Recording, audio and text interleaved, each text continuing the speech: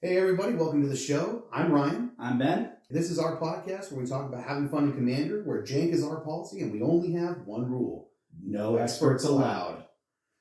First podcast ever, broski. It's going to be great. We're going to do awesome. It's going to be fun. Cool. So we are starting up a little podcast to kind of supplement the YouTubings that we're doing, just to kind of give you guys a little insight, a little behind the scenes knowledge, and insight into the rivalry, because by now you will have seen the first video and will have seen my my deception and my disgraces for the gameplay that we have. So it's going to be fun. It's going to be a great time. I figured we kind of just start off by talking about kind of the key things that we want to focus on as far as like the podcast going forward, and most of what we talk about our policy, which is obviously no experts allowed. So what we're going to talk about today is going to be talking about having fun, and just kind of give you our brief intro, just so that way we can kind of get through that awkwardness, and then we can start actually talking about what's fun and it's Commander. So the first thing that we wanted to talk about, I mean, we've been friends for 10 years. Every time I think about it, it makes me feel old. Fair point. Yeah, we've been friends for a really long time. We've been playing Commander for a really long time. We said a couple times of hiatus, but we're back in the game now, so it's been a lot of fun.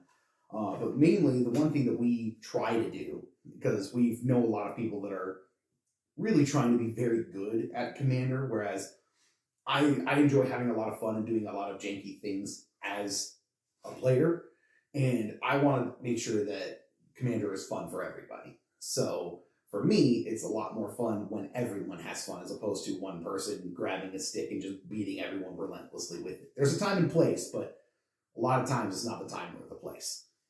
So the main thing that I was kind of wanting to talk about was what we do to keep Commander fun.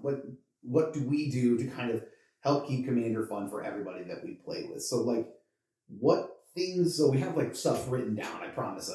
We're professionals. So one of the things I want to talk about first and foremost is like, what things, in your opinion, make Commander like distinctly not fun? Like, what things kind of like make our gameplay kind of like not great when you're going in like with a new pod or even a pod of friends? I wouldn't say misrepresentation, but like when one person is like really like, it's playing a deck that's just clearly intended to just win at all costs, but especially if they misrepresent that deck. Right. And I don't mean during game. During game, perfectly fine to be like, nah, don't worry about me, worry about that guy. Mm-hmm. That's part of the poker aspect of the card game, because obviously no one wants to be targeted, but you still want to win. Right. But you don't want to tell everyone that you've got some stuff to win in hand. But like, don't say like, oh, well, nothing's gonna, or this deck, when your rule 0 conversation, don't be like, oh no, this deck is not just gonna, blow out on turn 3. Because like, yeah, you all get to start a new game because that happened, but also it erodes that feeling of trust in players. Mm-hmm. But more importantly, and this is a feeling I have, is when you get the reputation as the guy who wins out of nowhere, but especially like really early on, and no one feels like they can trust what your decks actually represent, you're also just going to become target 1 all the time. Right. Eventually, you are going to be the target, and that's not fun for you if you're becoming the target. But it's also, believe it or not, it's not fun for the other players. I would like to think, as someone who will do that, is eventually I'm going to go, okay, you like to play these super net decky meta decks that, and I'm not trying to disparage anyone who net decks. I completely get it. Not everyone has time to come up with fun little ideas. Mm-hmm. But when you're purposely going after whatever, like online is just going off, and that's all you do on your deck, eventually I have to start just going after you early on, or hate on your pieces on the board or your hand or whatever, so that I can play the game and try to win. Right. Because everyone wants to win, and no one wants to be shut out of the game. Mm-hmm. So eventually, I'm just going to instinctively start going after you. And if you go, and some games, you probably won't even be in a position to win. I don't know that, because supposedly your deck was never supposed to win on turn 3 or in a position to win.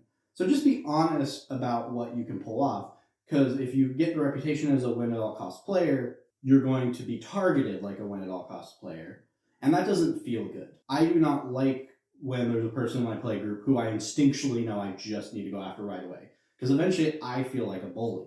Mm-hmm. The irony is when I decide not to go after them is when stuff goes south and instantly problems happen. So you got to balance that as a person.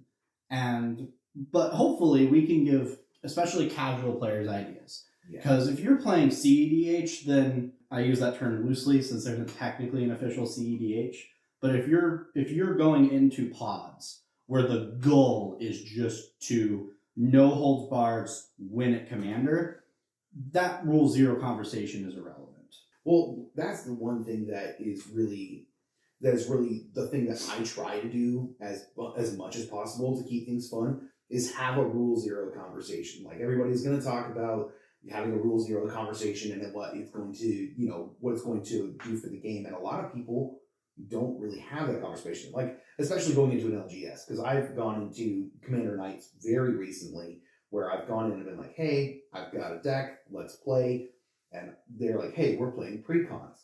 And so my rule 0 conversation at that point is, hey, maybe I need to not play that deck. Maybe I need to rein it in a little bit. Maybe I need to switch to the Squirrel deck that I just got a few weeks ago and only added 4 cards to.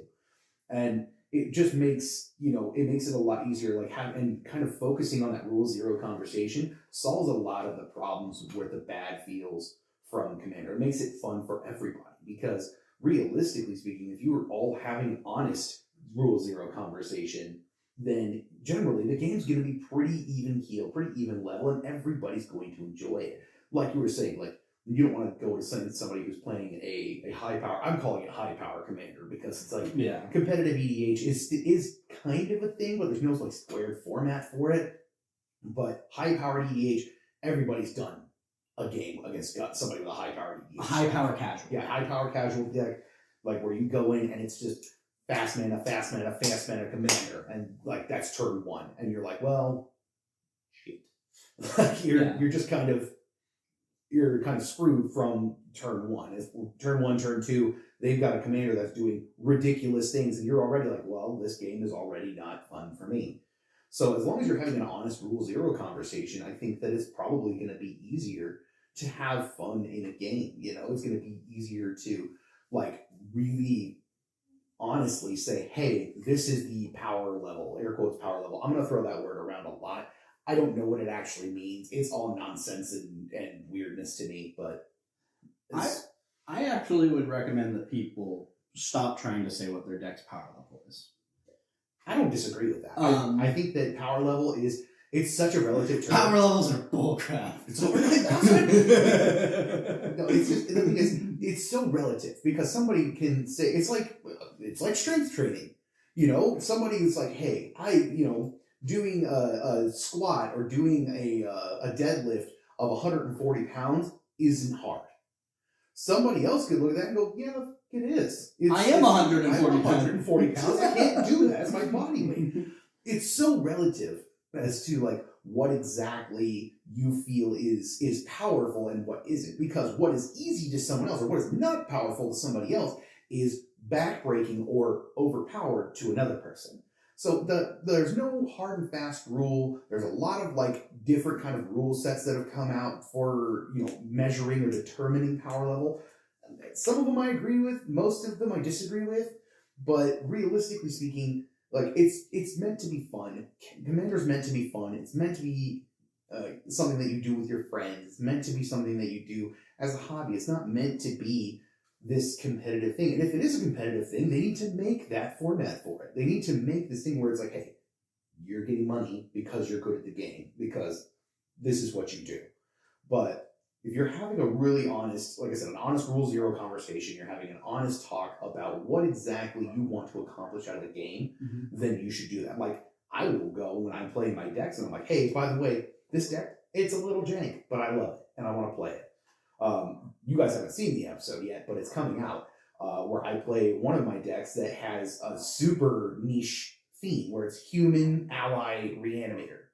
And it's ridiculous, and I think it's a lot of fun. And when you see on the gameplay, it doesn't do a lot until it does everything, and then it explodes. But generally speaking, I get my ass handed to me every time because he does the big explosive thing, and everyone goes, "That's a problem," and then they just kill it with fire. And I can't disagree with that. I can't disagree with the fact that it looks really, really scary. And what makes that still casual, though, Yeah. and not like game-ending stupid, is specifically because when you get that into play, you just don't instantly win the game. Right. You don't have a card enter play that says, because I reanimated all these humans, I win. Yeah. And that's the where I think it's still casual and still fun. Yeah. Because, yes, you become the arch enemy. It doesn't win very often because it does its thing, and then everyone goes, yeah, no. Yeah. But it's still fun for you because you did something. Right. And I would say that's one of the big things for having fun. Mm-hmm. If your deck's version of doing something is when you do your thing, you win the game, it's not going to be fun for anyone else at the table because, A, they will feel the need to just go after you right away. And when you say, I haven't done anything, the response to you would be, well, the second you do something, you win. Your deck's only thing can't just be, I win the game. Well, it can be, but like that's not fun for anyone else. And then it's not really fair to complain when people go after you, because if the only game plan is, I win the game, then the only game plan for everyone else is to remove you from said game. To beat you, exactly. To beat you in that game. So no, I totally get that. So like, yeah, those are the kinds of things, like I said, when people are having that rule zero conversation and they're not honest about their power level, is another thing that's like, it inherently is not great at keeping that commander game fun, because you can walk into an LGS and say, hey, I want to play some commander, and most everybody there's like, okay, cool. What kind of power level do you play, or what deck are you trying to play? And generally speaking, when you find out somebody's commander, you find out generally what power level they're playing.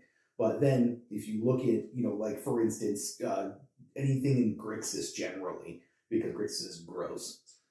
You're not going to make friends. Yeah, you're not going to make friends. And you're especially not going to make friends if you're like, oh, it's just a basic Grixis deck. It doesn't have a lot of great cards in it. It's kind of jank. Let's play. I'm like, cool. Everybody grabs a jank deck, puts it out, and then suddenly you drop Mana Vault on turn 1, and everyone goes, I'm sorry? You said this was a jank deck. And they're like, no, it's fine. And then later on, when your opponent decides to rampant growth, they throw an opposition agent on the field, and everyone goes, oh, you have that? That doesn't feel really jank. This feels like Grixis good stuff. And suddenly you've played value in cards equal to everyone else's combined value at the table. Exactly. And that is where it wasn't honest. Because you can have, and that's the thing, you might think it's jank, but there's a reason certain cards like see play in high-powered decks.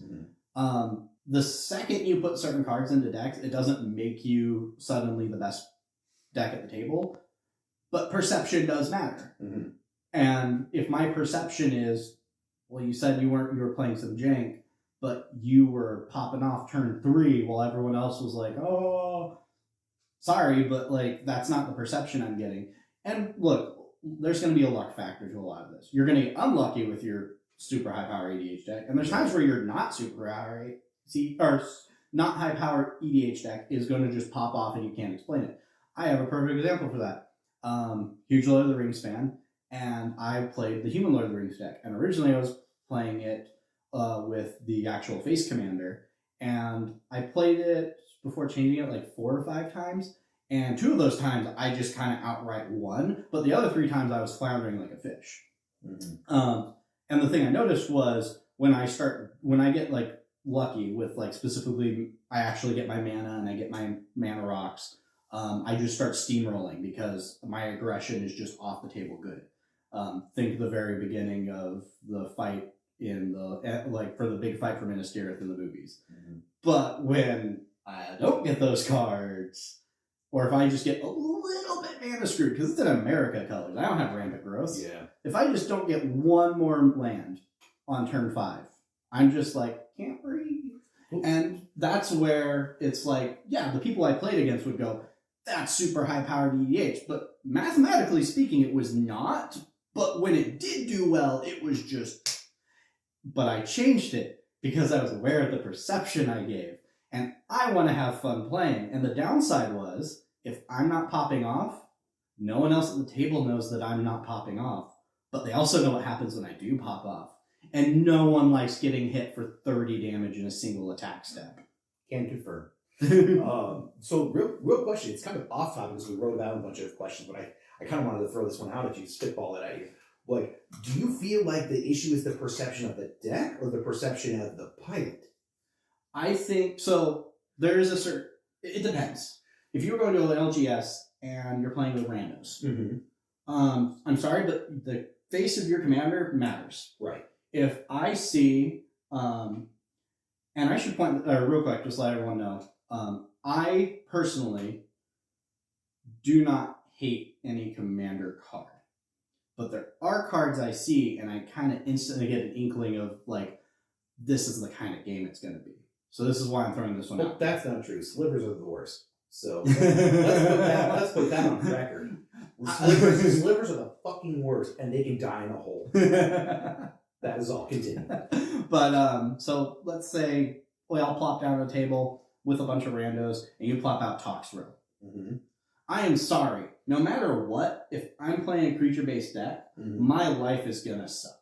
Yeah. Because even if I have the tools to try and deal with him, that means I'm spending so many tools on that one guy, and that's just so I can play the game. Mm-hmm. Because otherwise, I'm just getting shut out. And I already know what people are going to say, play more removal, play more X, Y, Z. Look, you can do that, but everyone's doing that. And spending all your resources to try to keep one player in check is still not fun. Mm-hmm. Or you could be playing Toxrill and almost no one is playing creature-based decks, and the Toxrill player just gets Raffle Stomped because, when I get my combo in hand, I just kind of... Yeah. So it depends, but if I don't know you especially, I see Toxrill and I'm sorry, you have made a statement with that. And that statement is, if you're playing a deck that wants its creatures in play, I am your immediate enemy. And I'm sorry, it's just what it is. And I would say the same for a lot of commanders out there. If your commander is specifically designed to make everyone else's life miserable just by existing, that is the message you are sending. Sadly, Grixis is... Let's be honest, Grixis just doesn't make friends. No, I can confirm that because my Grixis deck of choice is Olivia the Covetous. Or no, Evelyn the Covetous, not Olivia the Covetous. Wow, that was a weird. My deck is Evelyn the Covetous. I know because Evelyn's my daughter's name. That's the way to go with it. So that's how we do that. Anyway, with Evelyn on the field, I essentially like, hey, as long as I'm playing vampires, I steal your thing, and I know that. Like the second that she comes up, and it's funny for me too because I get this weird kind of juxtaposition of people that I play against. Because when I play that deck specifically, I'll put it up here or something so you guys can see it. But Olivia the Covetous is not necessarily a face commander that everybody knows. It's like, it's a Grixis deck, and it's like, okay, you can throw Grixis good stuff in there, but it's Grixis vampires. So you can get a whole bunch of stuff. You can get a whole bunch of jank stuff for it. But generally speaking, she's one of my more consistent decks because I'm not just taking creatures. I'm not just taking artifacts. I'm taking everything off the top of your deck for every vampire I play. And if I don't become the enemy initially, I become that enemy really fast once I start popping off. Once she's on the field and I start stealing things from other people, they go, oh, that's a problem. And the biggest reason that I bring that up is because it's not because the deck is jank or weird or whatever. I know that it's good. But the main thing and the reason why it's tying into this topic is that I have accepted that. I have accepted that she's mean. she's not fun to play against. And I will generally tell people, hey, is it okay if I play a deck that's a little meaner? It's a little toofier than what we've been playing up to this point. Or if I'm going straight into it, I'd be like, hey, this one is a commander you haven't seen before. Read the commander, tell me what you think. She's a little toofier than my normal decks. Can I play it? And again, the Rule Zero conversation, I'm going to reference that so much because I feel like the biggest thing to keep Commander fun for everyone is to just fucking talk about it. Just talk. Just tell each other what you're doing. And if somebody's like, hey, I want to play high power Commander. If you want to get in on that business, go for it. Go nuts. If you have a high power Commander deck, I'm 100% certain you're going to be going, oh, sweet, high power Commander? Let's get this guy going. I'm going to dust off the old high power decks. I haven't played it in 6 months. And I'm going to get it on the field. And I'm going to play it. It's going to be great. You just want to have that conversation, that really honest conversation. And it's part of the reason why I was asking that perception question, too. Because, like, the deck, the face commander, it can be perceived as nothing. Like, Evelyn does not get perceived as the threat. She really doesn't. She's just like, okay, well, she costs 5, so she's kind of... Oh, no, she costs 4 to play, so she's pretty okay. But she's got a weird color pip situation, so it's not necessarily bad. But the second she's on the field and shit starts going down, it starts going down fast. Yeah. And people start getting mad because I start stealing their combo pieces and I start doing that. And the biggest thing is like the perception of the commander is one thing. But if you have somebody who's like, no, I don't have a powerful deck. It's just this weird little jank thing. And then they start throwing big cards, like Mana Vault and all the fast mana stuff. And, the stuff that it has the perception of being mean that's in the 99, at that point, is it a perception of the deck or the perception of the player that comes into question? Because in my opinion, it's the perception of the player. Because as a player, you know yourself. You know what you have, you know what you play, and generally speaking, if you go into a situation and you say, hey, this isn't high power, and then you throw down a Mana Vault, you know what you're doing. You know what you've done. You know better than to just do that. And especially for people who are new to the game, because it's fucking rude. Sorry, guy who has Mana Vault in the pre-con. You're the worst, okay? Thank you, have a nice day. And we're aware that Mana Vault has been banned now. No, Mana Crypt has been banned. That's right, it's Mana Crypt. Mana Vault is still. If I had said Mana Crypt, that would have been very different. And sorry, you are correct. See, we're not experts. Yeah, no experts allowed. So something I thought of that I do, but I've never really thought about as far as a Rule Zero conversation, but something important you can do, and I feel like the whole table should do it, is tell everyone what your deck does. Mm-hmm. Do not try to hold secrets. First off, technically, rules as written, this is where I'm going to pretend to be an expert for half a second, your deck list should be public knowledge. When you're playing the game, what is in your hand and what is still hidden in your deck is not. Mm-hmm. But technically, your deck list is public knowledge.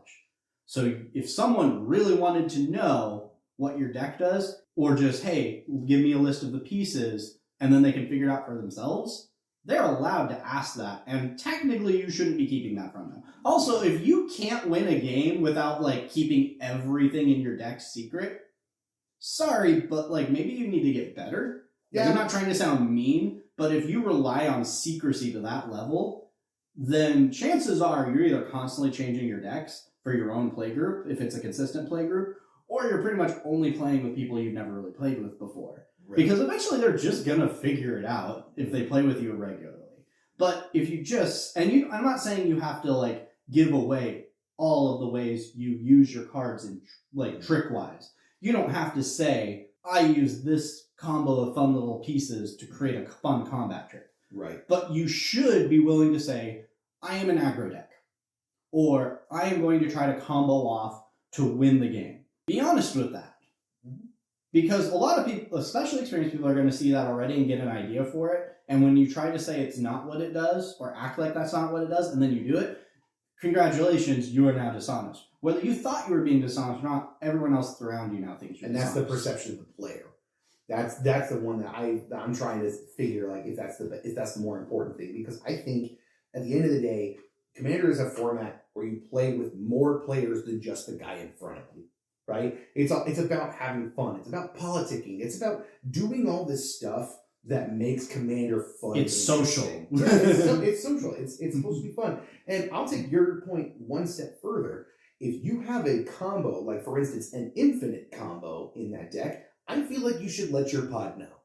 For instance, Animate Dead and World Gorger Dragon, right? So you go in, you throw Animate Dead down, World Gorger Dragon's in your graveyard by some mysterious means. World Gorger Dragon hits the field, everything else on the field goes away, including Animate Dead. Everything gets destroyed. And then World Gorger Dragon leaves the battlefield, and everything else comes back into play.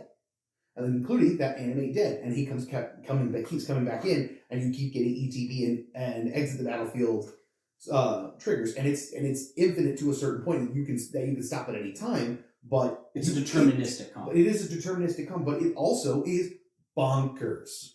So one Warstorm Surge in play, Exactly. and the table is essentially dead. Exactly. So for me, in my personal opinion, if you have a big combo like a big infinite combo, for instance, Walking Ballista, anybody who knows. If you have a combo with Walking Ballista that essentially machine guns your enemies to death, and you can do that infinitely, you should let them know. You should let people know. Be like, hey, I have the thing. I have this thing here.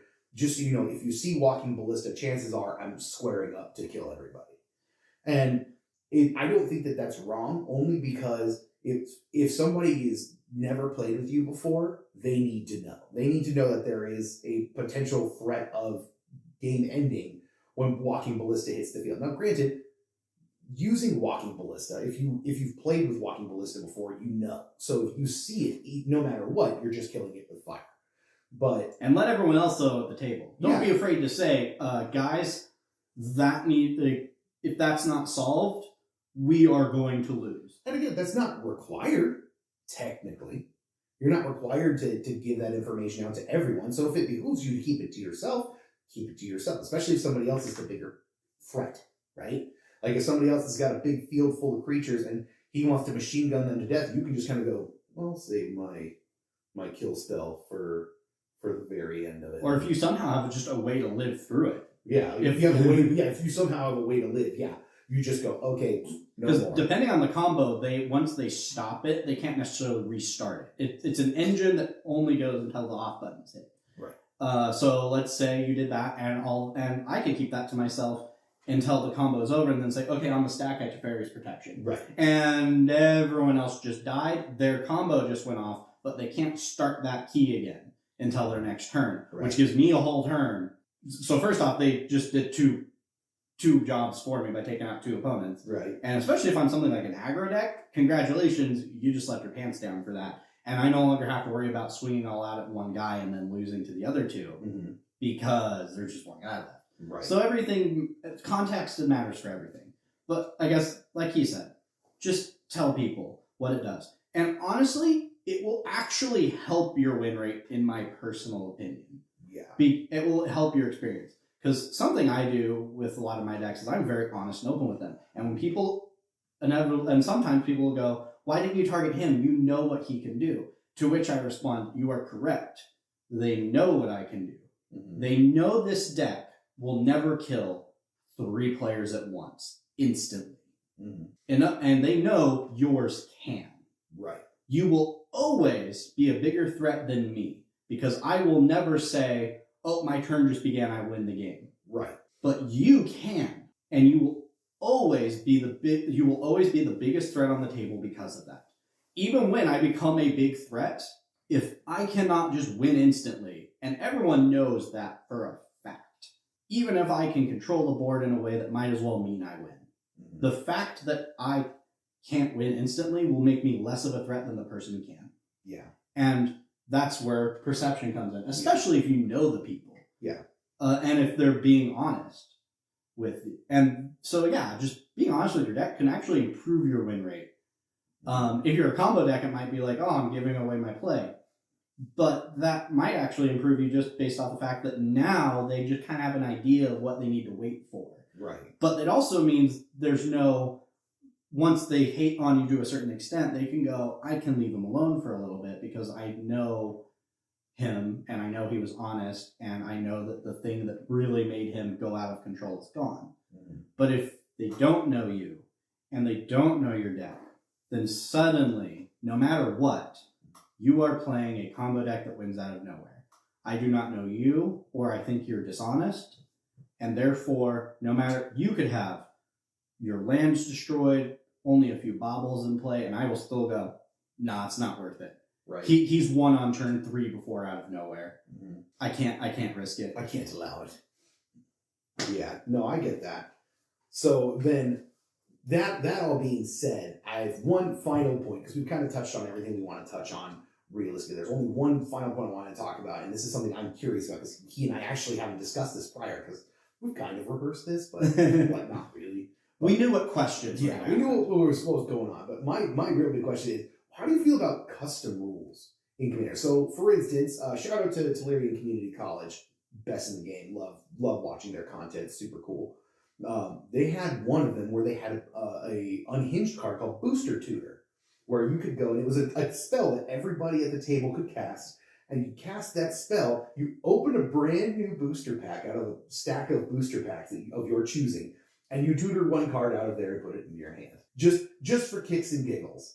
And they had like all kinds of crazy packs and stuff like that. So like, how do you feel about games like that? Like, because I know that we have had discussions about doing a Commander like Plane Chase or Commander Archenemy or other stuff that we've considered doing, but we haven't actually done quite yet.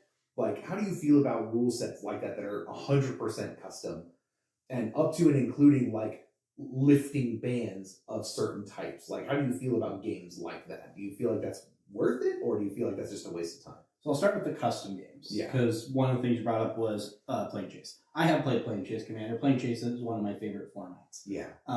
Occasionally it does end with one player just skyrocketing ahead real early on, but typically everyone gets something out of a certain plane. Again, occasionally no matter how many times you roll the dice, you roll it 20 times and no one skips a plane, and the plane kills someone. But the majority of the time, I don't see a problem with Plane Chase. I see everyone having fun with it. I think it's a really fun format, personally. Right. The only thing I would say, it's time consuming, so you just got to make sure players are ready for that. Get a drink, have some stuff ready. There was one time we were doing it at a local game store, and because the person didn't originally plan for Plane Chase, once we started it, he did have to kind of bounce eventually, and it's kind of sucked because it was like, darn, because she was actually doing pretty okay. So it's like, feels bad. He lost because he ran out of time. Not because he ran out of keys. But we didn't run out of time. So it felt like we just had more time in our money bank, and he didn't, and that's why he lost. But that's really the only thing for Plane Chase is just like, yeah, we're going to play this. Ironically, that might actually let people play more decks than they wouldn't normally play, because it might enable them. But it is going to be probably a time investment, because unless you get that random scenario where one plane just instantly ramps a person out of control, it's probably going to be a longer game. Yeah. And as far as Archenemy goes, I haven't done that yet, Commander, but I really want to, especially if you can theme it in a fun way. But like in general, how do you feel about games like that? Is it like worth the lay player's time? Because I know for Archenemy and Plane Chase specifically, it requires a little investment in like the cards, in time, in stuff like that. So for your average doing it for the hell of it person, I think Plane Chase is very worth it. Archenemy, I want to say it would be, because I've played normal Archenemy, but it's just something. Make sure everyone knows what Archenemy is. Yeah. Because the whole point of Archenemy is the best way I can put it is if you're playing a horror game, like one of the tabletop horror games, a lot of times like whatever the big bad on the table is feels unfair, and that's kind of the point. Right. It's outnumbered, therefore it will be overpowered, and it will start with the advantage. Yeah. And Archenemy, whoever is the Archenemy, will start out with the advantage so long as everyone is at a similar power level at that table. Right. Because they're instantly being given essentially a deck that is designed to break the rules of the game in their favor. Because it is that 3v1. Or however many v1s you do. But yeah, another fun one would be, this is a really old one. It was a lot more popular when Commander was less popular. Two-headed giant could be a fun one. Yeah. What that is it's 2v2. So you could, instead of having a 4-way free-for-all, it could be 2 players on a team versus 2 players on a team. Right. That, again, it was more popular for a reason back in the day because it was like you have a group of friends, you all want to play Magic, but you don't necessarily want to play separately. Well, wham, bam, thank you, ma'am. Now you can play your 60-card deck with a team in a 4-player game that's still relatively casual. Right. As far as putting unbanned cards in your deck. So this one is, so something everyone should be aware of is in Commander, cards are not banned for just being good. If that were the case, the ban list would be very, very, very, very, very long. Right. A lot of the cards we just brought up that are legal in Commander would not be legal. Right. The reason it is exists is any card on that list is there because it made the game unfun. That was I don't know if that's going to be the case with the fact that Wizards is now in charge of the rules for Commander and the ban list. But the purpose, the mission statement of Commander ban list was to keep ban cards that made the game unfun. And a lot of people would argue that they didn't, because they spent so many droughts of not banning things or not banning enough, it did hurt the game. That is the purpose of that list. So that needs to be right off the bat in everyone's mind. That being said, everyone needs to go into the game where, yes, you can use banned cards, but they need to go into that game with a little bit of heads up. And I don't mean turn 0 heads up. I do not have a single banned card in any of my decks. Right. If the second I learn a card is banned, especially if it's newly banned, it gets removed. Mm-hmm. And so if you at an LGS with me as a rando said, I want to play this game, and everyone else said yes, I would just be like, I don't have banned cards with me. Right. I didn't bring my binder, and I don't put banned cards in my deck. And at that point, I either need to suck it up so I can play a game with people, or everyone else needs to be... That's where the minority should be getting priority over the majority. Yeah. Because that is not fair to that player who did not bring that stuff. Right. Because there's cards that are banned for a reason. Mm-hmm. Would a Mana Crypt, would a Mana Crypt instantly make the game go sideways? No. But if you suddenly bring out a Grizzlebrand Commander deck, Right. alright, that's when you need to calm down. Yeah, because that's not fair. Or I forget the name of the guy, but he's a commander who tells players they can't draw cards anymore. Oh, but it's not the player. I don't know the name. Not the commander. Not the player playing the commander. I'll put him up here. Yeah, but the one that says other players can't draw cards, but not the person who owns that guy. Right. That card, wheel once. The whole point of the deck is you wheel once, and then everyone else is at 0 cards. You did that turn 3. I am sorry, but if I didn't come ready for that, I'm just going to scoop up my cards. Yeah. And that's why. Is that one you just have to be real careful with. Well, and also, it is not the responsibility of everyone else at the table to ask ahead of time if there are banned cards in your deck. Yeah. It is the responsibility of you to disclose that. Because if you... So, this is the example I give. If I came up to you and said, want to play some Modern, and you had... I'm trying to think what's banned in Modern that isn't, like, obviously banned. Because we're experts. But, so the only thing let's say you had a Black Lotus. I know that, like, why the hell would you? But, like, let's say you had a Black Lotus in the deck. Well, hell, even if you had a proxy. Let's say you had a proxy of a Black Lotus in your deck. And I said, want to play some Modern? And you said, sure. And you plopped that down and then cracked a Black Lotus. It's on you. You aren't playing Modern. Yeah. No, it's not even that it's on you. You are not playing Modern. Yeah. If it is on the Commander ban list and it is in your deck, and that was not made super abundantly clear, you did not get not from the table, a individual, each player, yes, that is okay that you have X, Y, and Z ban cards. And you can't just name one of them. Every card that is banned in that deck, and they all have to say they're okay with it. You are not playing Commander. Yeah. Just like if you're not playing Modern if there's a Black Lotus in your deck. You are not playing Commander if there's a Dockside Extortionist in your deck. Because it's banned in that format. And it's banned for a reason. And I'm sorry if you liked that card. Sorry, there is no middle ground for me. And if it's banned in that format and it's in your deck, you're no longer playing that format. And that's the end all be all. And that's a fair assessment to make. Because again, that's the reason why I want to have this conversation, because like I have this feeling that when you come into a game and you're like, hey, I want to play this deck, and you're playing a deck, and somebody throws out, I don't want to say like a lower tier band card, but like let's say for instance they have, like a Mana Crypt. Like a Mana Crypt's not going to break the game. If somebody accidentally has a Mana Crypt and they go, oh shoot, I have a Mana Crypt, I'm so sorry, I'll let that go. I don't have a problem with that. If you're playing with a full circa 2023 CEDH deck and you throw down a Jewel Lotus, a Mana Crypt, and a Dockside, and you just roll through the table, that's just going to be like, okay, well, we're never playing ever again. Have a nice day. But what I was thinking about with custom games is not necessarily saying, hey, the ban list no longer applies. Let's say, for instance, because I've heard about a tournament that did this. They were playing, it was a CDH tournament. At the beginning of the tournament, they said, hey, just so everybody knows, these cards from the ban list are now allowed. I think it was like Mana Crypt and one other card. I can't remember the name of it. But they had proxies of those cards at the tournament for the people who were prepared. It's like, hey, you have an hour to edit your decks if you want to include these cards, but just know they are in this particular tournament's format.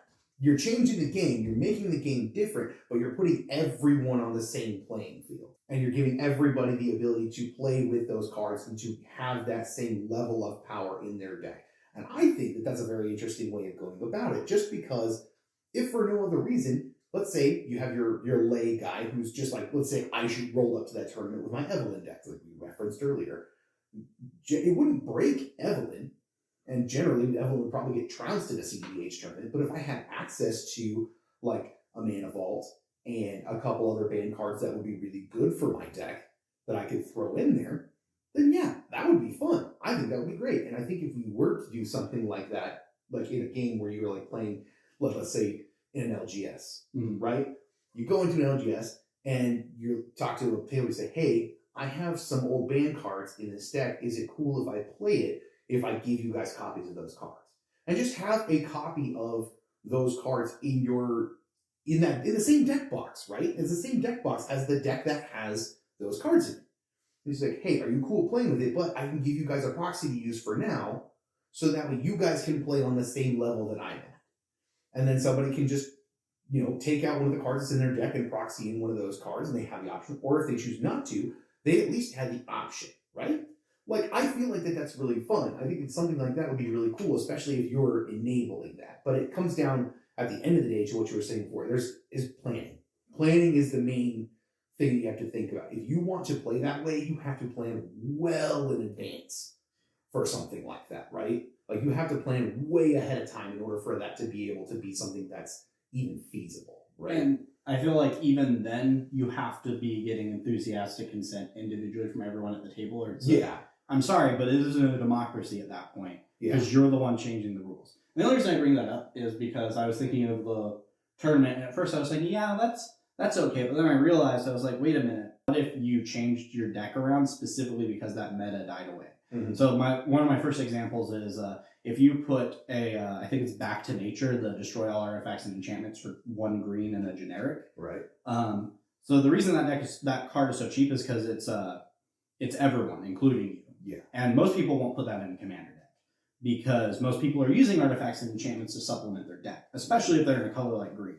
So if you did that, where you took that, you originally had that card because Mana Crypts and stuff and Dockside Extortionists were just everywhere, and it was there to say, fudge that. Mm-hmm. Fudge that in particular. And suddenly those are all, Dockside and Mana Crypt are now banned. Now you remove that card from your deck and you actually add some artifacts and enchantments to your deck, because the whole purpose of that cards like that were to stop that. Mm-hmm. And now suddenly I come to a tournament where it wasn't put out beforehand, but now at the tournament, once I've already showed up, maybe even paid my fee, say, okay, we are going to allow it, but we have a bunch of stuff for you guys to add if you guys want to do it. I would be like, but it doesn't matter that you gave me an hour. Mm-hmm. I did a lot of playtesting. I edited my deck pretty heavily to remove the cards that allowed me to deal with those when they existed. You've now said they exist again. An hour isn't enough. Well, my presumption was during that specific tournament, they let people know in advance. Okay, They I let thought it everybody was. know. I thought it was you showed up. People show. Like, Okay. from an LGS standpoint, like if you yourself are just showing up to an LGS, you can kind of do that because, again, if you have proxies of those cards that you keep with that deck and say, hey, I want to play this deck really bad, but I understand that it's overpowered, I'm giving you an option to use these same cards as I have in your deck. Do you want to do it? You still have the ability to say no. You still say, hey, I don't want to play with banned cards. I'm good. And at that point, you've at least made that choice. You made that request. And at that point, if they say no, they say no. That's what And there's no argument after they say no. Yeah, if they say no, you don't argue the point. You don't try to petition them to see if there's other ways that you can make it happen. You take your no and you go, all right, cool. What's another deck we can play? If that's the only deck you brought with you, that was not a smart move. Don't do that. My mono white deck was originally built with Mana Crypt in there, so it wouldn't hurt me to take out a card and put it back in. Right. That being said, the reason I would, and I still think personally, if someone gave me the options, I would say no. And if someone tried to argue with me, I don't know if I'd have a logical reason. Right. I just don't like playing with banned cards. And again, that's a way that you feel personally. And if you're like, hey, I don't play with banned cards, period, end of statement. At that point, if somebody's trying to push you into that game, you have the ability to say, all right, you know what? Then I'm out. I'm not doing this anymore. No, I'm sorry. The person who's trying to argue to get you to do it is the one who should bow out. Yeah. And I'm not saying, and I understand the person trying to argue is probably not going to bow out on their own, but you as a group need to kind of protect that player. Right. Because even if you guys are okay with it and maybe even looking a little bit forward to it as a neat idea, that is not fair to that person. They did not come prepared for that. They should not be forced into a situation they might not be comfortable with, even if they cannot give you a logical explanation for that. It is a social game. You protect the person who is being pressured, not the person pressuring people. Exactly. And if all three people do that to you, I would like you to find a new group of people who aren't douchebags. But yeah, that's fair. Like if you have a group of D-bags that you play with, it's like, maybe I find a new group. I'm sorry if you got to grit your teeth and learn to live with it, but like we're not about that here. We're on this podcast and this YouTube thingy. We are about having fun in Commander, not tolerating people in Commander. I don't care about players who are trying to win at all costs or make other people uncomfortable. I care about the group of I just care about casual, fun players who just want to have a good time. And that's what it comes down to. Sorry if that made anyone angry, but like the thing is, you don't have to be sorry. If you're already that kind of person, I don't think you care that I think that you should go find another group to play with. Because you probably don't give a crap about my opinion. You already. Well, kids, I think that's going to do it for this episode. Thank you so much for hanging out with us. Thank you for listening to us ramble about Commander and things. And we will catch you guys on the next episode. Y'all have a great day. See y'all later. And just remember, kennels are just cribs with lids. Y'all see you guys in the next one.